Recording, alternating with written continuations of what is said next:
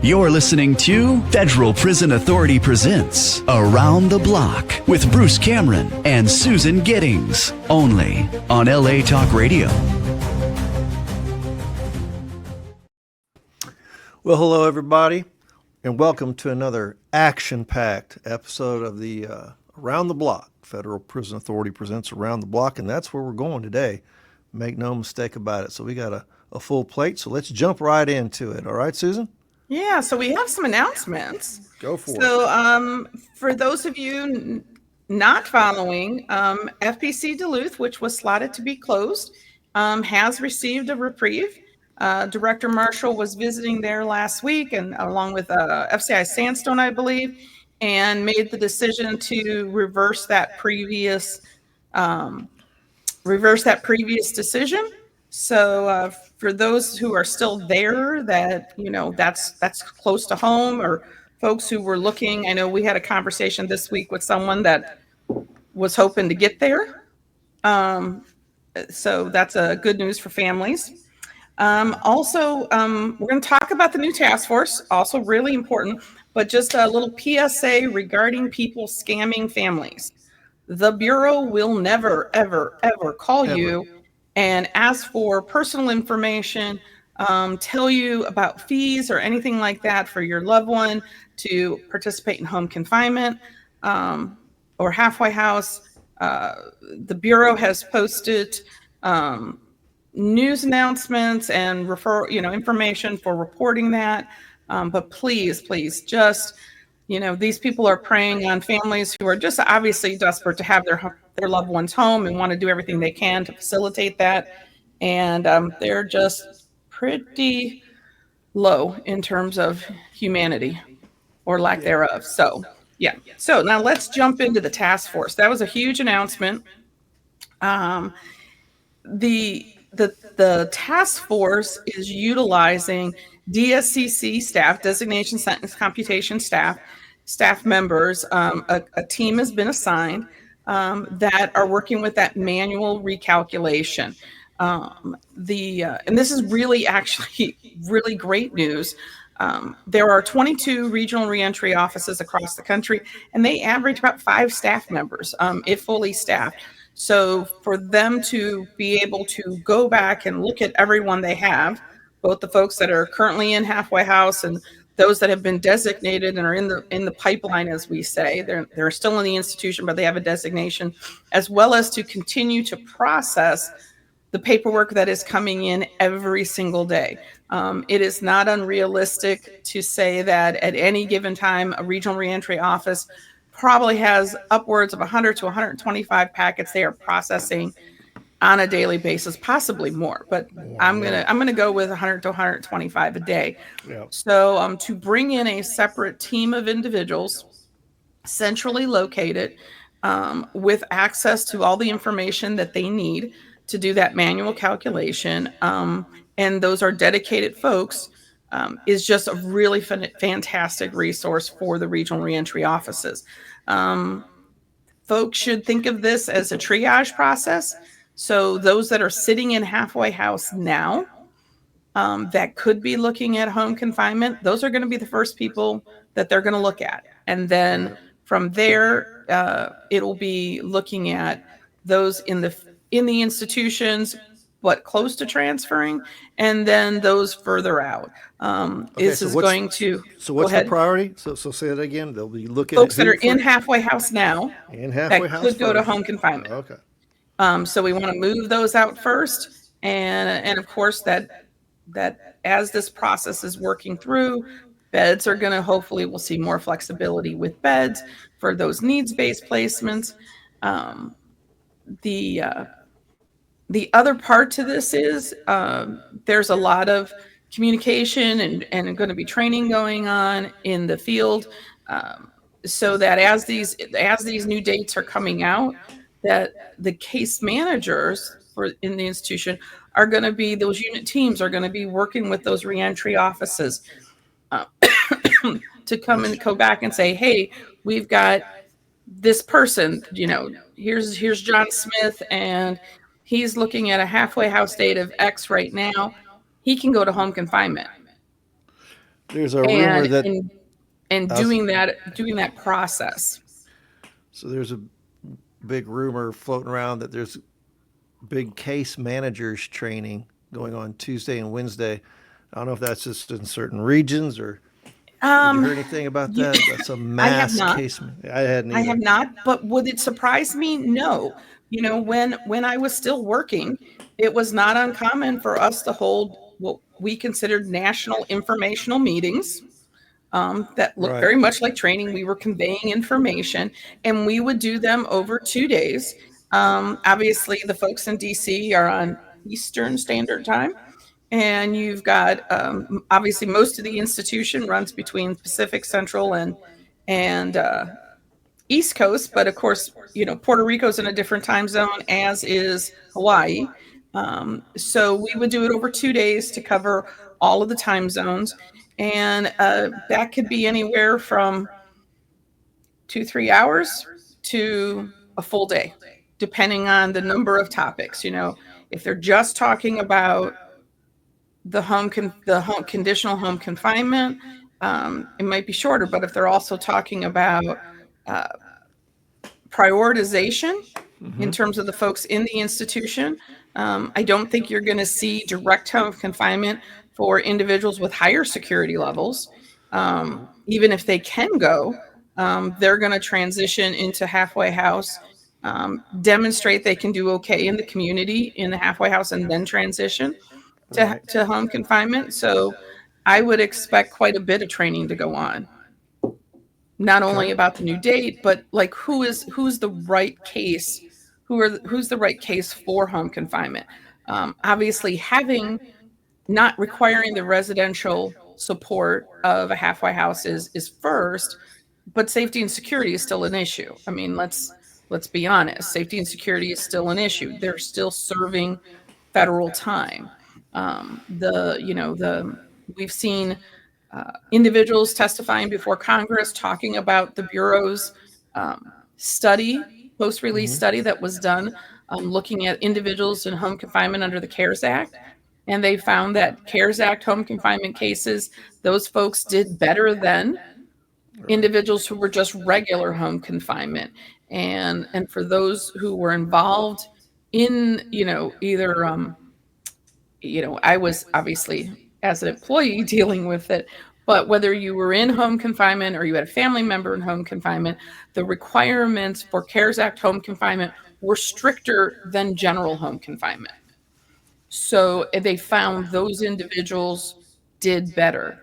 So building on that model, obviously right now, you know, policy, kind of the existing policy spells out who we consider.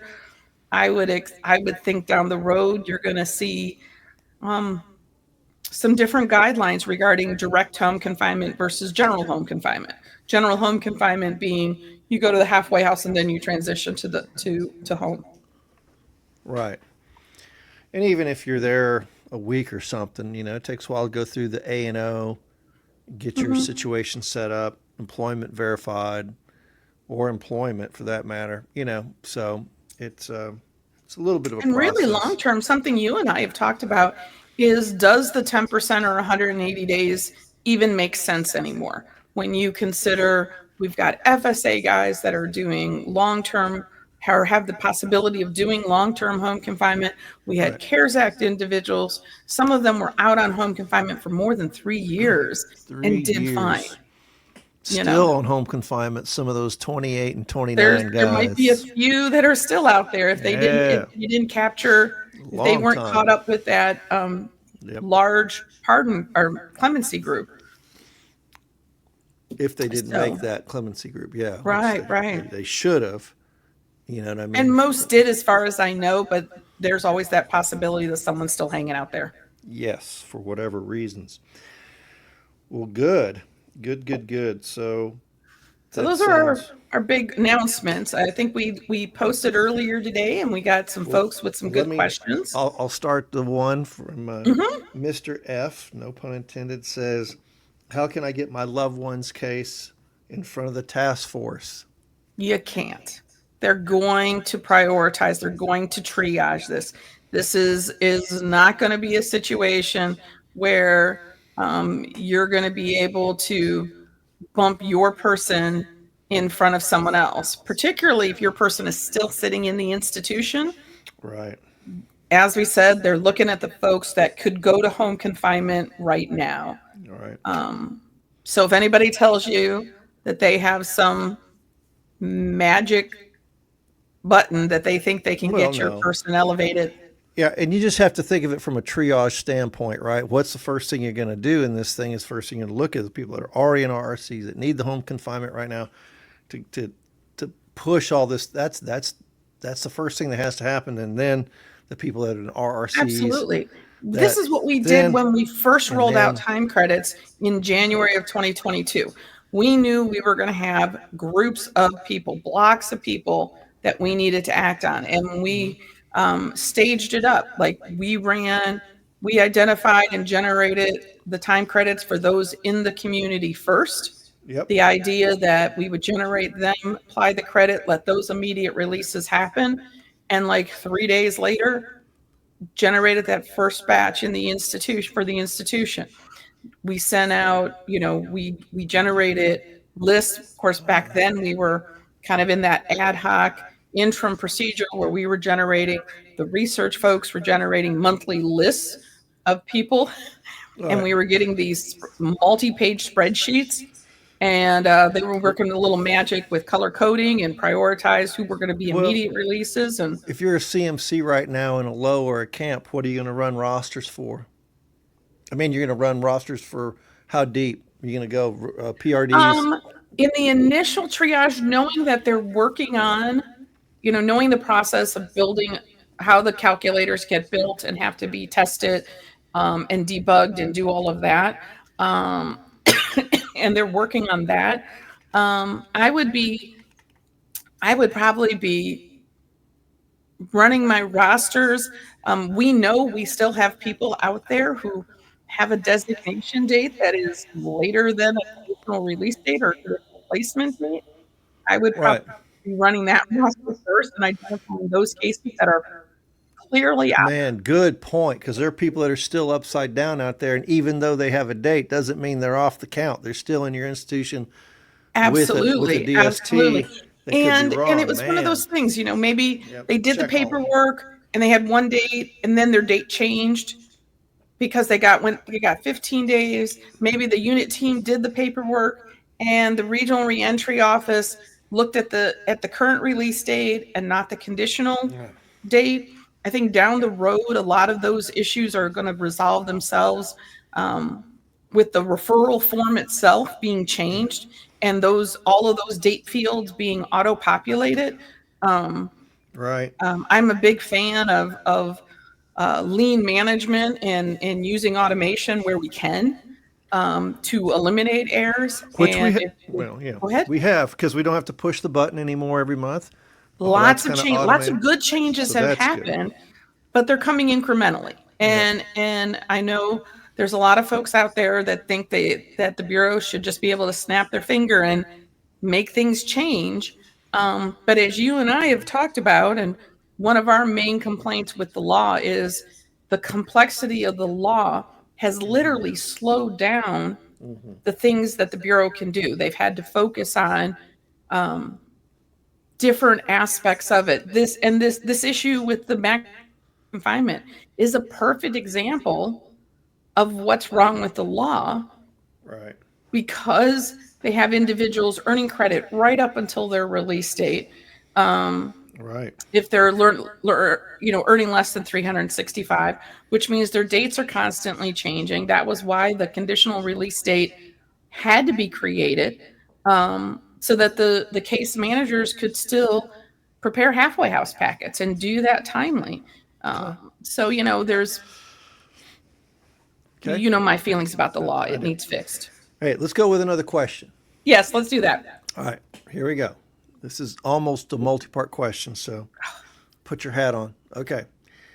KW asks, other than ACE classes, is there anything else they can do to get the recidivism points down? Right now, my loved ones did everything possible. They know the only thing is age, ACE classes, or another staff member's opinion of family support. It's exceptional, but the case manager has it as average.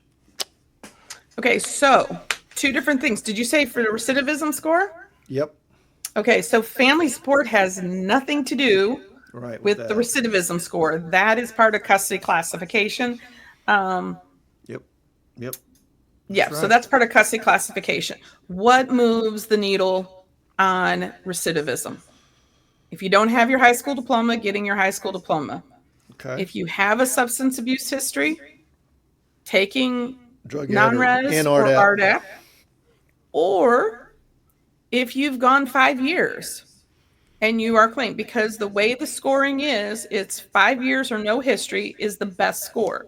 So if it's been more than 5 years, right, whether you've done RDAP or non-res, the best score is more than 5 years clean.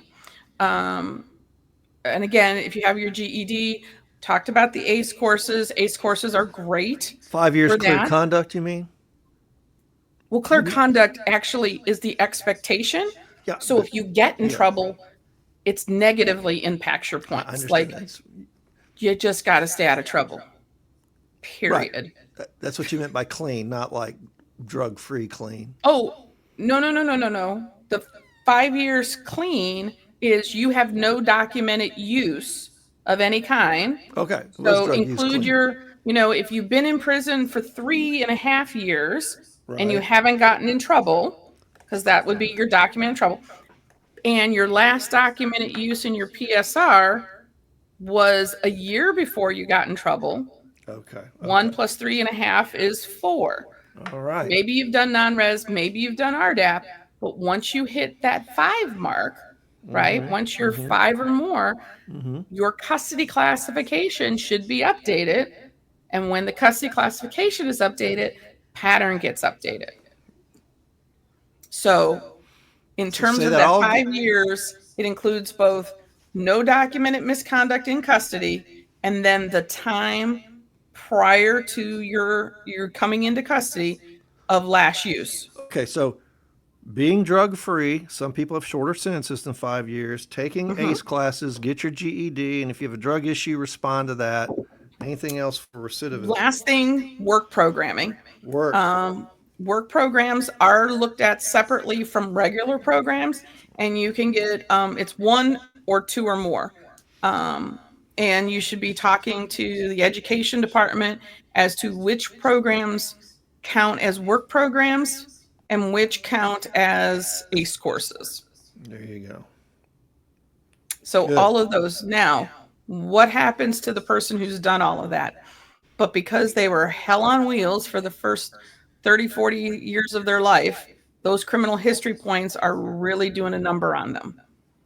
If you have done all of those good things and you have done everything that you can do, including some of those more substantial programs, not just the little 5-hour, 10-hour ACE course, but done some of those more substantial programs, non-res, RDAP, Challenge, Brave, Life Connections, those meatier courses, you can, through your unit team, submit a request to the warden and ask for an exemption. And the warden can say, you know what, you have demonstrated a good faith effort toward lowering your recidivism rate. You have demonstrated positive conduct. You're not a threat to the community, all of these good things. And it is spelled out in the national policy. Okay. You can request. Now, the important thing for families and their loved ones to know is the unit, once that has been submitted, the unit team can only recommend approval or denial. They cannot deny it. Only the warden can approve or deny. Right. All righty. Let's move on to another quick one. Then after the quick one, we have a long one you may have to take notes on. But the quick one, and I have you paper. said good question. Is there anything a person in custody can do to advocate for themselves to get more SCA time? Speaking of longer sentences where they get no FSA and then they're relying on their SCA. So what are Sure, your thoughts? absolutely. So Bruce and I always promote self-advocacy. Any person should be able to self-advocate for themselves. Yep. So where is that self-advocating happen? It's happening at team. It's being prepared when you walk into team. We had this conversation actually earlier today with a family member. Um, Walking into team and saying, well, I've been down 10 years and I've stayed out of trouble and programmed. I'd like you to give me a year halfway house isn't the right way to go. Yes, longer sentences impact reentry needs. Staying out of trouble in programming demonstrates that you can be responsible. But staying out of trouble and doing good programming isn't what gets you in to halfway house under the Second Chance Act. It is a needs-based Right. it is a needs-based placement. So obviously someone who's been down a long time, depending on their family situation, they may be staying with a friend. They may be staying with, oh, there we go. The computer was just acting funny. They may be staying with a family member. They may be staying with a cousin, but they're an adult. We expect them to move out. They may have temporary housing. They may not have permanent housing. How long were you out of the workforce?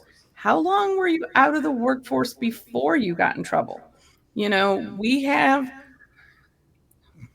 folks who, and I know you remember this, that you look at their PSR and they have never had a legal job in their life. Right. And they're trying to come out and they've got to find work. Right. And that's tough to do when your only work history in the last 15 years is your prison job. It's doable. We've got some wonderful reentry folks in the institution that work with releasing offenders to kind of build resumes with transferable skills. But trying to find a job when you've been out of the workforce for 15 or 20 years is tough as hell. There's the technology side. You know, there's the education side. What kind of skills did you have beforehand? What kind of skills do you have now? Being able to walk into your team and present what your needs are. In order for me to be successful in reentry, I've got to get a job. I've got to save up at least 3 or 4 paychecks. My cousin's going to put me up initially, but that's not a long-term situation. So I'm going to have to get a job and build up these paychecks because I've got to handle rent and utility deposits. I haven't worked in the last 18 years. While I've been here, I've been working over in the facilities department and I've been a plumber's assistant and I'm going to try to go to school for that. You know what I'm saying? Like, have a plan. Don't just go in and ask for a year in halfway house. Right. Think about those life decisions that you got to make.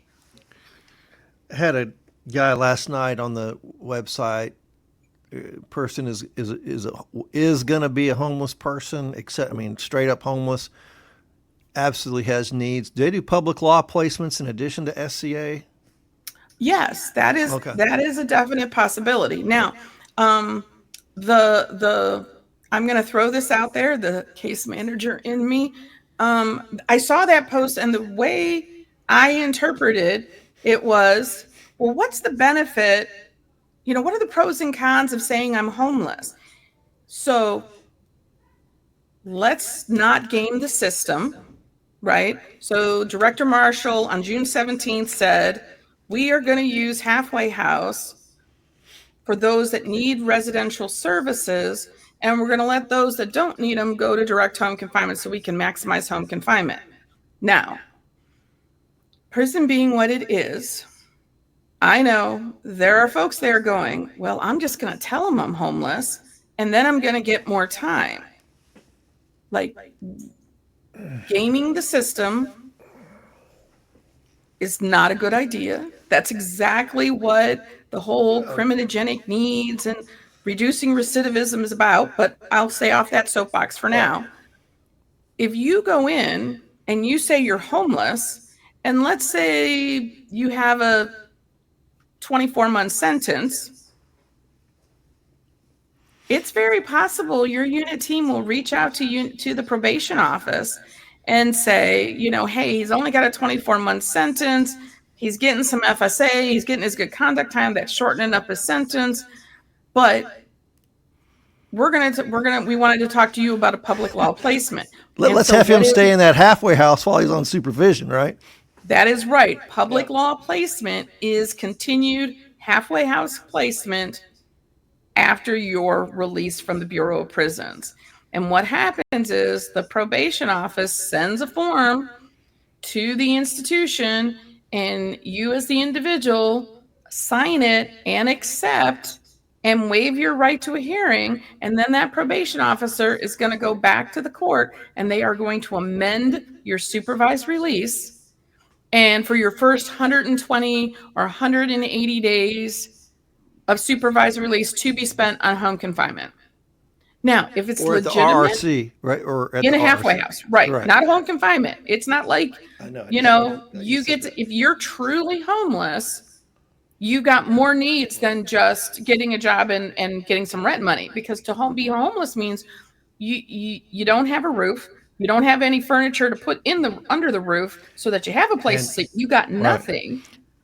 Boy, and back in the day in the regional office, RM office, I remember particularly El Paso and the entire state of New Mexico, we did that a lot. I mean, these folks, they needed the time to get situated. Their life together. And man. And because so if you're truly homeless,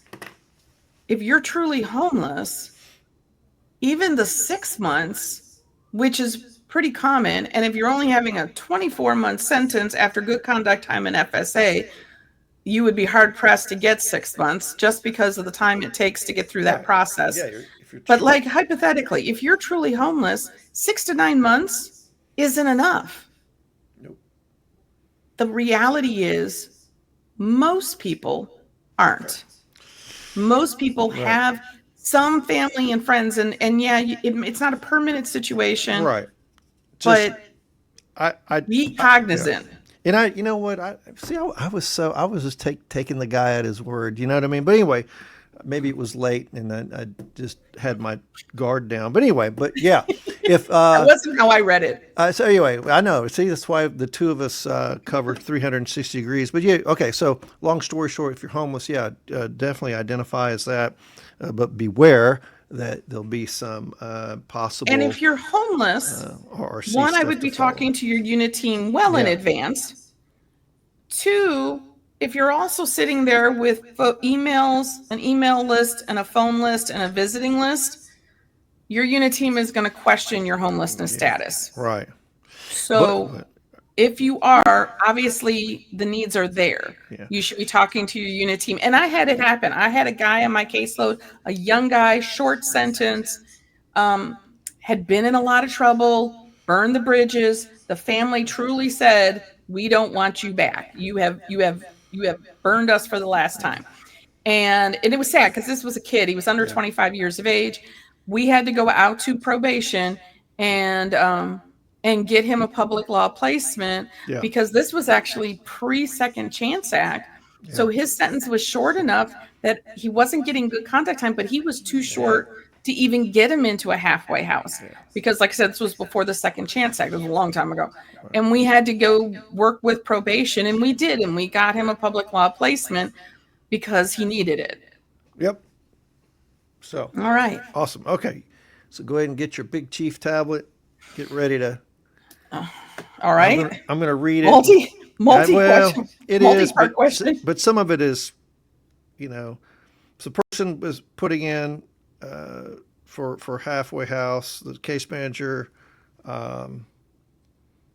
put in for a date. The recommended date they put in was December 16th. He was granted January 6th of the next year. By my calculations, his projected release date should be April 9th of next year. After he moves to the 15-day rate, they will give him 93 days in the halfway house. He has his 180-day unit team meeting this coming Friday. He has been in custody for almost 5 years. It'll be 5 years in October. but didn't actually hit the BOP until January 21st of this year. Let's Okay. see. He'll have to find a new job and career because he can't go back to what he did. He wants to go to college on his military benefits. Is there anything he can do to request more halfway house time? So if I understand it correct, does he already have, from the message, does he already have a date back, or just Sounds they've like he already, might already, they said he was granted January 6th, 2026, right? but I'm not, I know that's So it's kind if of he odd. You don't came know. in January, he has not gone to the 15 days, and it's going to change. Um, and at that point, Yeah, they'll need, go ahead. yeah, You're he's right. got, or it changes with, I'd have to do the math. He's getting pretty close at this point, January. Actually, it'll be next month. When it changes, most unit teams, I would say talk to the unit team. So here's the second part. That's Oh, awesome. I thought that the projected release date should have been used rather than the date online. In his unit team, July 25th, can he ask for more halfway house time? And is this like the situation where you said on the show, the case manager can email the RRM and ask for a new halfway house date based on the new 15-day projected release date? but until he gets to the 15 days, Gotta he's get not to there. it. Right. So I would not recommend, talking to the unit team, if he's going to team this week or next week and his date's going to not changed yet, obviously talking to the unit team and saying, hey, I know, Hey. like, as of right now, I'm at the 10 days, but next month it's going to change to 15 and my date's all going to change. Are you going to reach out to the reentry office to request an adjustment in my date? That's what we start with, is are you going to do it? right. Don't asking them to do it now before the date is changed is spinning your wheels. Yeah. But asking the question, are you going to, once my date changes, is the way to go. And Eh, he had asked for a copy of his 210. Unit team said no, but they let him see the 210 and take notes. I know they should have Okay, I let don't know him why have they it. wouldn't let him have a copy of a 210. A 210 is a releasable document. Yep. In the releasable section, he is 100% allowed to have a copy, but as long as he has the information. But again, asking the team, when my date changes next month, when I go to my 15-day earning rate, will you reach out to the regional reentry office? Right. And new if they're date. talking to their case manager and the case manager says no, then Give us a talking call. to the unit manager and start your working up the chain of command Give us a call. is appropriate. Because what we see happen, right, is that 15 days gets applied, and either the individual ends up with a release date, a designation date actually after their release date, or they end up with a 2-week halfway house placement, which is just silliness. Ridiculous. Yes. So that's what I would say. Or give us a Lay the holler. groundwork now by demonstrating your knowledge now. And I'm sure it was a loved one sending in the message and not the person on an Oh yeah, illegal it was a cell loved phone. one. It was a loved one. Okay, It's all thank good. you.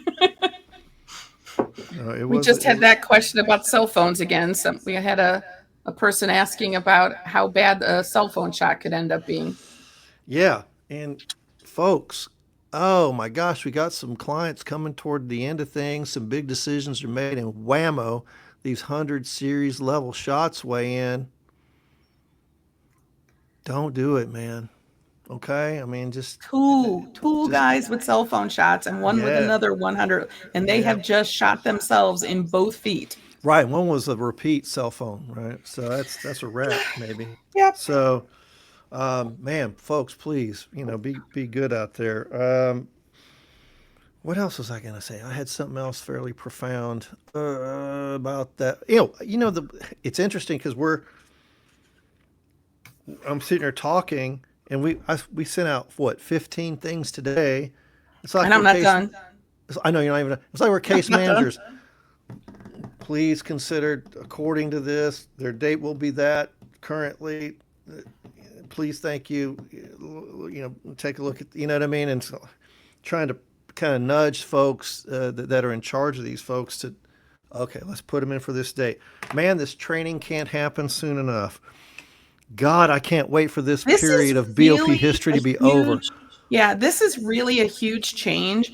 And I've said this a couple of times on the Facebook page, and I know we talked about it, last week or whenever.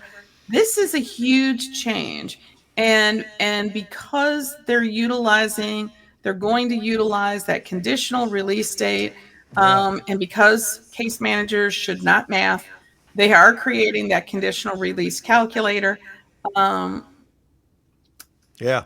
and it's coming just like, what a huge tool it was when they rolled out the conditional release day Yeah. calendar, and then 11 months later they were able to roll out the conditional placement day calendar. Right. All of those tools are so helpful, and not just for the case manager, for the individual that wants to get out on time, right? Right. But also for the reentry folks in planning bed space. They are Yes. better able to predict how many beds they're going to need and in what locations, so that they can be soliciting new contracts, they can be including budgetary requests. I mean, these tools are so helpful. And it'll be really interesting to see how many individuals that are in halfway house now and could, based on their conditional release date, go to home confinement immediately. And I know, depending on the man. amount of equipment that's available, when you kind of go across the 22, the 22 regional reentry offices, I mean, you could be looking at 15, 20, 25, maybe more on the average at every office. Do they have the equipment? Yeah. You know, Fun thing when I retired, I was part of my territory was New Mexico. So we'd go out there, fly into El Paso. We'd have guys in home confinement in Farmington, Durango, Colorado area. Man, probation had to take those cases. There's no, you know what I mean? The halfway house was next to nothing. So I thought, I'm going to have like Bruce's home confinement. And I have like a van and I'd drive around it. just drive around. Hey, man, You know, we had to do some creative, with the number of people that surged Yeah. to home confinement during Jeez. during COVID. Right. I could see halfway houses, the RRMs utilizing the old fashioned, and I know a lot of a lot of the regional office or reentry offices use the ankle monitors, use the wrist bracelets, use the cell phones, but old fashioned landline still works. Yeah. And again, in this interim where we're surging a population out, Yeah. and we don't necessarily haul the newfangled toys and things Yeah, for and it. some of those lines are voice over IP and it's not compatible. So yeah, and I've heard So some, it'll be yeah. interesting to see how they do it. Again, I think once they're through, just like the other events, once we're through it, Yeah. and it may take weeks to months to unwind, I think it's going to run much But smoother. it just seems like, I know we had these, I like how you say the word events. That's a nice term. This event. Well, Trust to me, when I was working, it was an event. and I've braved, like we've braved crack versus powder cocaine. We braved all these other things, all these mass exoduses, CARES Act. I braved along, with folks. But man, this one seems like there's just tens of thousands of people in this event in a lurch, waiting. You know what I mean? It just seems like But it was a just big change. lot. And one of the first things that had to happen was, the Bureau had to ask the question, because we started talking about this while I was still working, okay? Had to ask the question We did. legally, can we put someone on home confinement, that 10% limitation, based on their conditional release date? A date that includes yeah. both earned and unearned credit. See, and It's a legal question. if you think about like home, okay, folks, listen. You can fix this if I'm wrong, Susan. So home confinement, just kind of like Second Chance Act. Second Chance Act's been around since '95, right? Right. Home confinement's been around since 2007. okay, 2000. Excuse, that's right. Just testing. Okay. But we had halfway house and home confinement before then. All right. And so what I'm saying is here we've had the issue of home confinement, Old Testament, way back. You want to go back to okay, even old law people, right? Anyway. So here's home confinement. Well, home confinement with these, right, whatever's last, 180 days, yada, yada, yada, that's kind of carried through all these new iterations. So you're thinking of something like, hey, there's my home confinement date, 10% or whatever. Well, that kind of rubric is old, correct? Yes, it's been a thing for decades.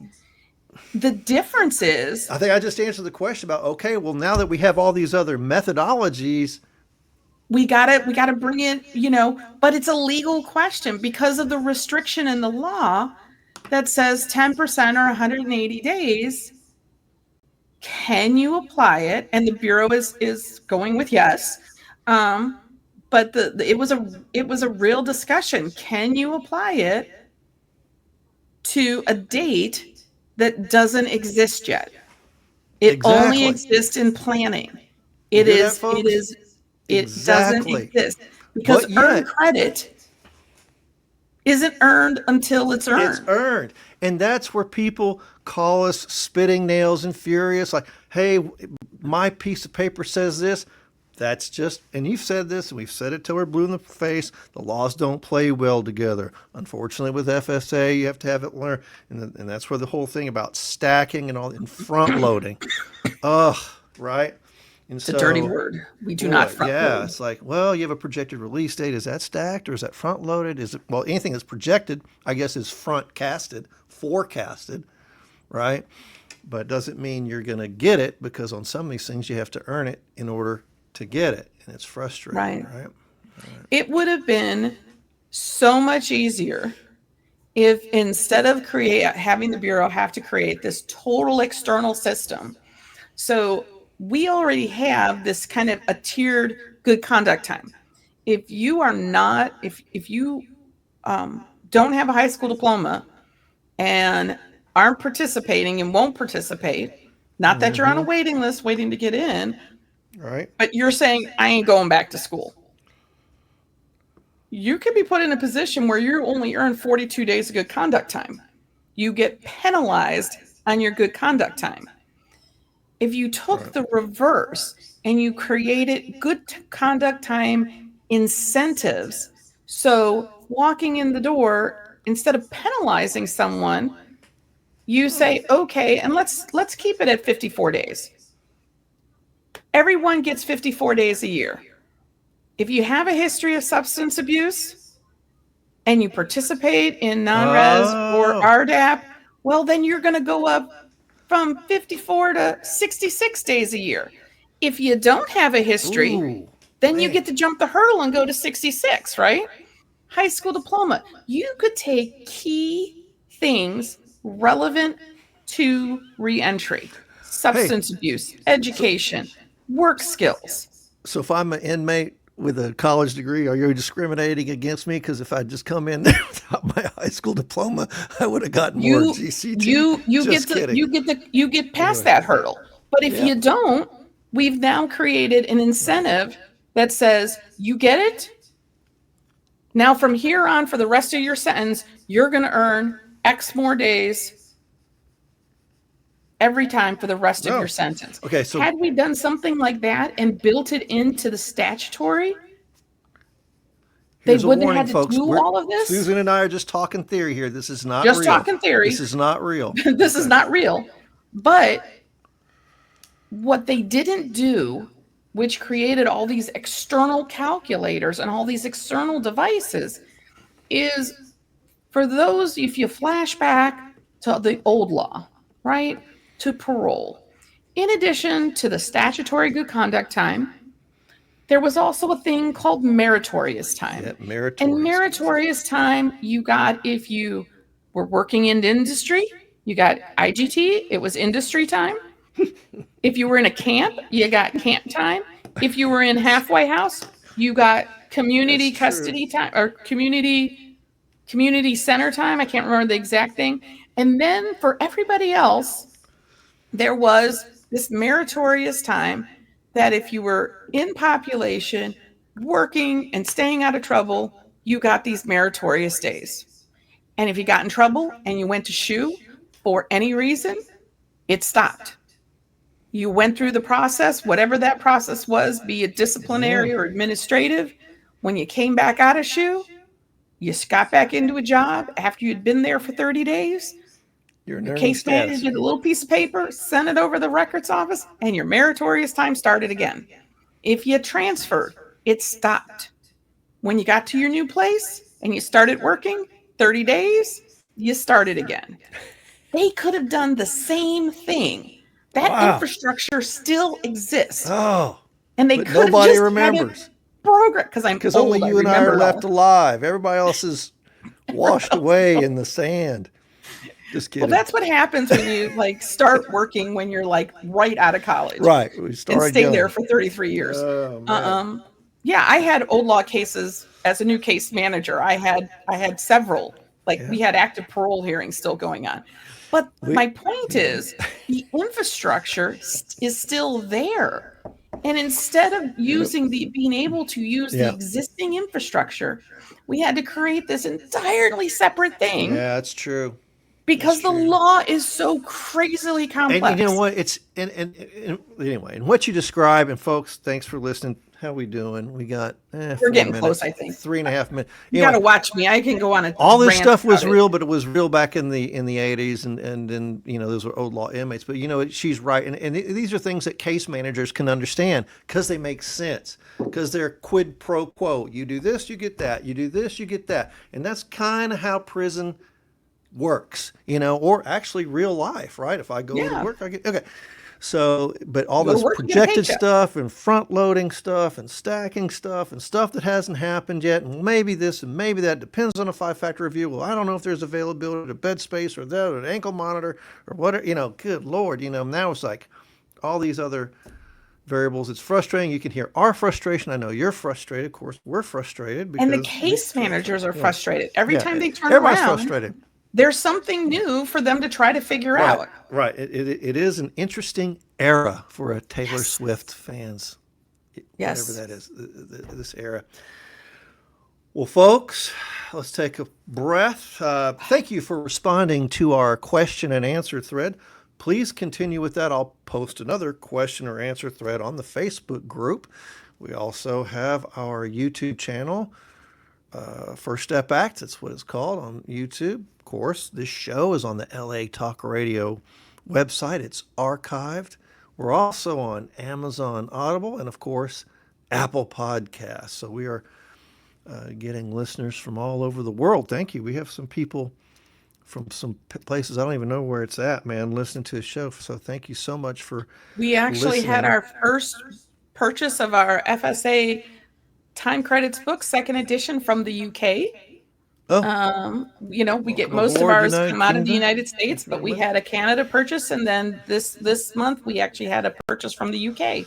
and then it's always sobering. Like, well, they're earning FSA, but they get deported early. Anyway, but seriously, that's another show. That's another show. That's another show. Well then, any parting thoughts, Susan? The FSA continues to be pretty daunting. The book, Unlocking Federal Time Credits, that Bruce and I wrote, second edition. Oh, and our article. And our article, yes. We posted the article on the Facebook page. But it really breaks down all these different component pieces. It went to publishing in May. It is current, with the exception of these last couple of things. Interestingly enough, in the book, we talk about this problem of the home confinement and the Second Chance Act in the book. Awesome. Yes. So make sure you Awesome. get that book. Yes. And keep on the website, on our Facebook group, and we'll see everybody here and then some next time on Federal Prison Authority presents Around the Block here on LA Talk Radio. Thanks, everybody. Have a great week. See you Take next care. time. Bye. Bye-bye. You're listening to Federal Prison Authority presents Around the Block with Bruce Cameron and Susan Giddings, only on LA Talk Radio.